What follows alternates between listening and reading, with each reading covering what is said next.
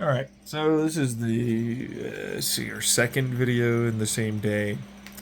I was looking at the rabbit hole side column of videos after watching Sarah and Toon's video today. I love the video, by the way. And it happened to have making a levitating Lego generator power or something, right? But it's like, cargo ship, and then like hovercraft. And I went, there's a way to do this more efficiently. There's definitely a way to do this more efficiently. Because it looks slightly like that. If you don't notice, the table looks slightly like an ocean. The big ginormous thing at the top looks like a cargo ship. Like all of that is what that is in my head. And so I went, wait a second. So if I just get a vacuum air tank, which isn't an air tank, it's just a vacuum tank, right? But anyways, air comes in, it goes down, and then it has to go make its change, and ultimately it goes up, and it has to go through the hydrofoil, which then happens to get squeezed, and then soda bubble pressured, expands, and of course accelerates the water. Now we want a tapering effect, and then multiple, which of course for a hydrofoil that's perfect because then you can change the amount of hydrofoil lift, but also the amount of total acceleration, which is great. Isn't that wonderful? Yeah.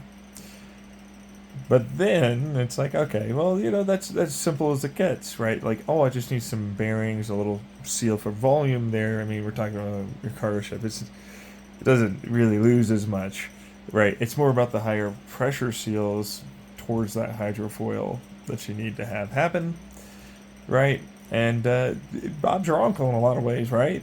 It works out pretty well. You get a better, more increased efficiency of total speed and everything, right?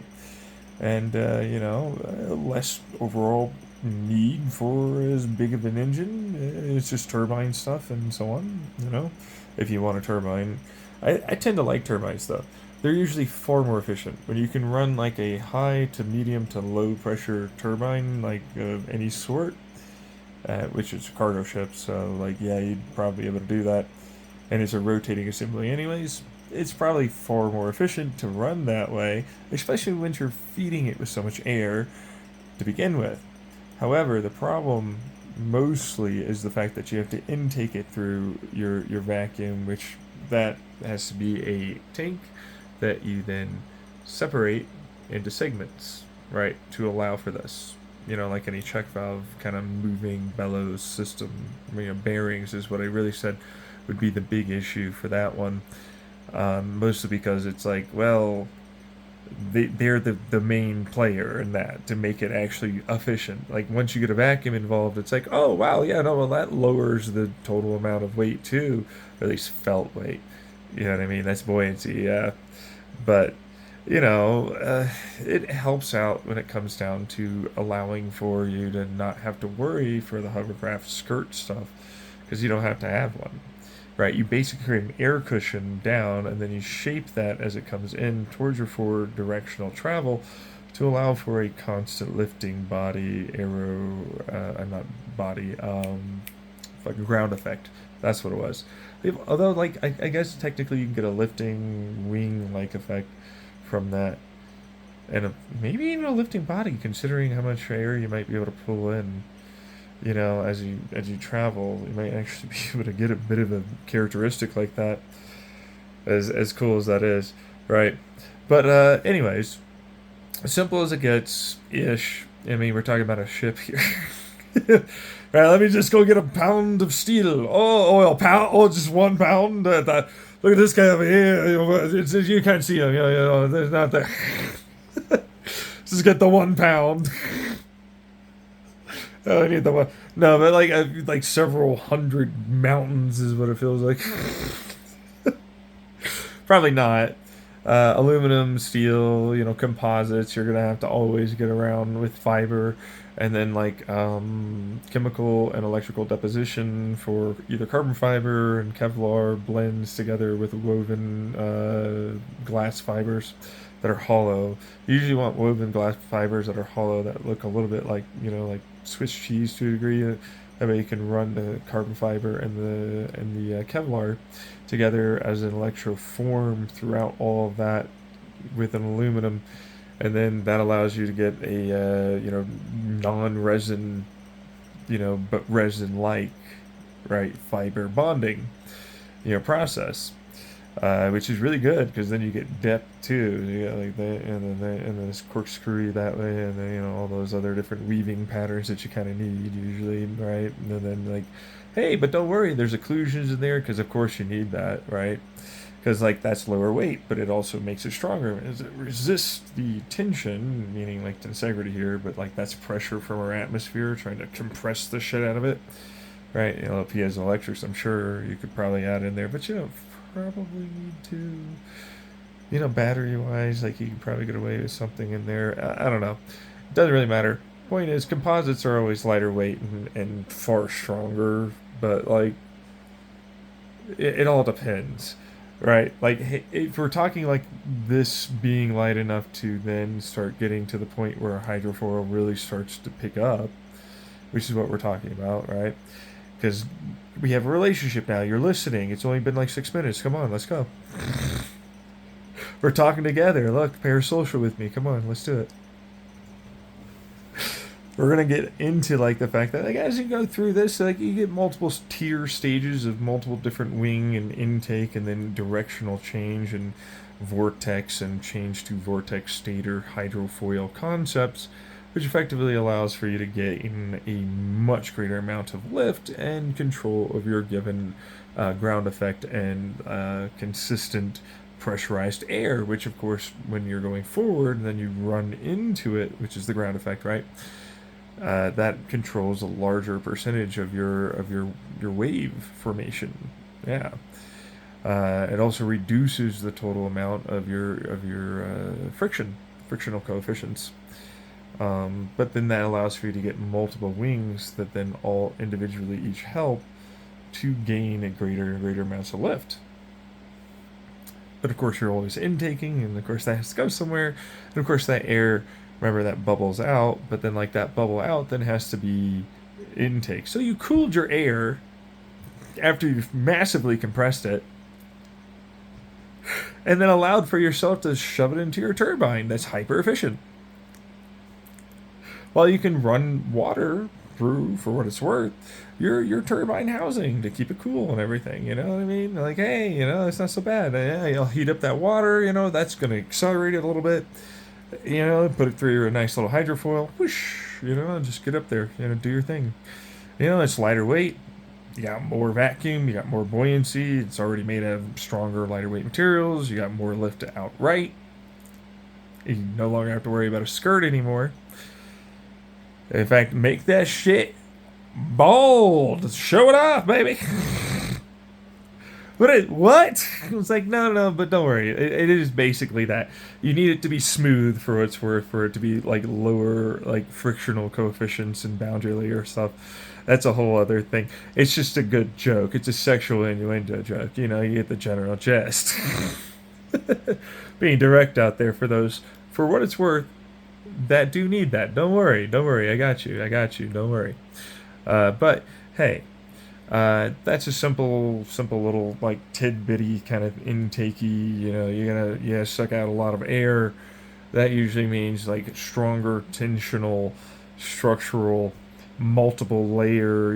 Wing kind of strut like fluid movement structures that are way stronger for this kind of overall, right, sort of application, that are obviously not the same as a cargo ship hull in any aspect, but still happen to hold all of a cargo ship hull worth and top worth, and still be just as easily actually accessible, which, isn't that wonderful? I've always thought about this, but if you clamshell it, right, like, it's open, it's a little butterfly, kind of like those, you twist it down here, and then like, you get the double-edged razor blade sort of, yeah, that kind of thing, right? You can probably do that. Slide, you know what I mean, that kind of thing, right? That's probably a good thing because you probably need that to be able to more easily access like this thing called the fucking boxes. I don't know. I don't know if you ever heard of them. Shipping containers maybe. I don't know. Right, like those things. We never use those. They're like irrelevant. Anyways, fun stuff over. I was just thinking about it real quick because it just showed up briefly, which is Jamie's Brick Jams. Just like, and then my head went, vac, and I could probably do that. And I have a couple of things on my YouTube channel already about that for hydrofoils and cargo ships and more. There's even this big ass train thing idea with floating buoys and more. Doesn't really matter. Point is, that is a new one that is different than the older one, so that one's great. Now it's more efficient, way easier to actually power the damn thing, and in fact, like I can put like a bunch of piezoelectrics through that, and that heat and cool and then vibration, all that gives me like energy recovery for the good amount of friction, especially for air movement and vacuum, right? Like all of that's going to give me a Stirling engine, vibrational acoustic resonance, Jules Thompson effect, which was just my race heat generator radiator concept in a very real way, which is hydrofoils to a T, actually. Um, yeah, just parting things together like normal. It's Lego bricks. It's like 5 things, like that comment I made about Mitsubishi Outlander Sports being able to use like Evo or Rally Art transmissions. It really is. It's just ECU, some CVs. You got your front and rear diff. You know what I mean? You just got to get a drive shaft. It's got to get that. What did I already say? The ECU? I guess a turbo or whatever. It's actually pretty easy. This is like stage one bolt. Stage one bolting on stuff. Like that's stage one bolting on stuff. You get to stage two, you got to get into like other things. That's like actually like really difficult. There's like customization shit, not just bolt on shit. You know what I mean? Like that's stage one is bolting on stuff. You know what I mean? Stage two is like you have to actually make something. Stage three, then it's like no, you have to really actually make. You don't just like take something and make it work. You have to fucking like really make something work there by literally making it. There's a stage four here. That's a whole other thing. Like fabrication is like stage three customization levels of stuff, which Sarah and Tuned is doing. Up to like stage three there. You know what I mean? Versus like most other people, which is like, whatever. I just bolt on basic shit.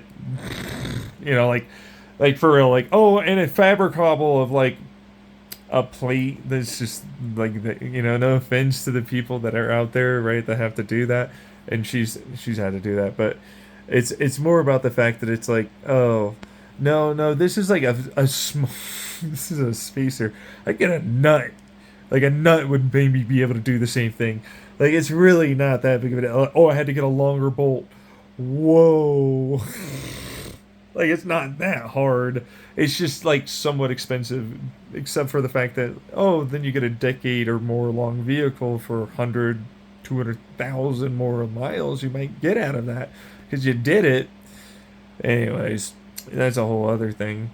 People tend to treat that like it's like the worst, most complicated thing, but it's like you don't have a lift, you don't have any other things. Even I don't even have that, and I'm not even thinking about it like that. It's like it's as simple as almost like a drop on to a degree for this Mitsubishi Outlander Sport I've got for those Rally Art or Evo, kind of you can buy them and just stick them in, So I don't know. When it's that easy and that much more simple, it's it's really just a lot of labor. It's like a lot of small things. You have to take stuff apart. You have to remember to put it back together the right way. That's what makes it actually difficult. That's it, really.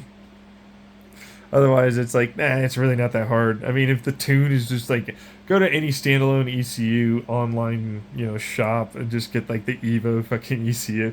Like, go fuck yourself. That's so fucking simple. Like, it's not that hard. It's just get some shit. Just spend some money and get it.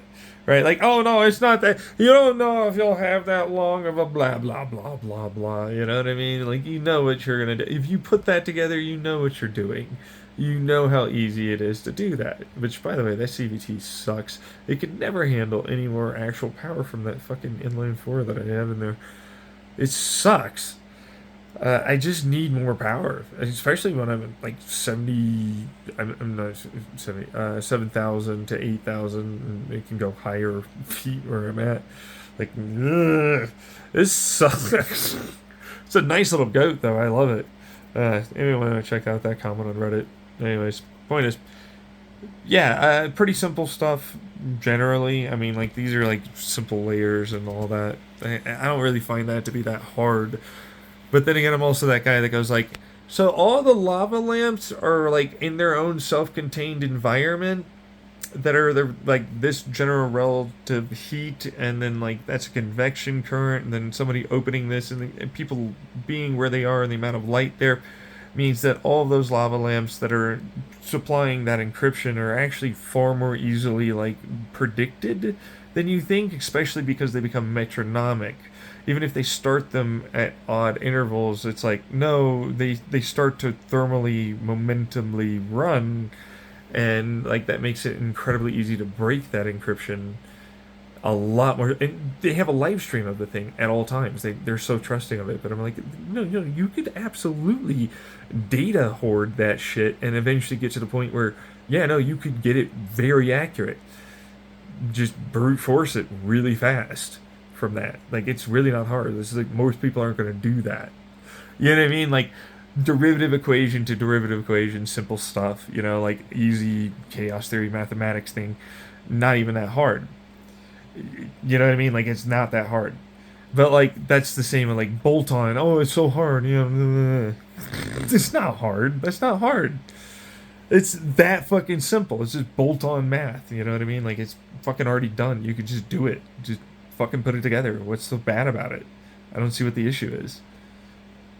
How do you not know how to do it? You know what I mean? Anyways, this is something I want to talk about.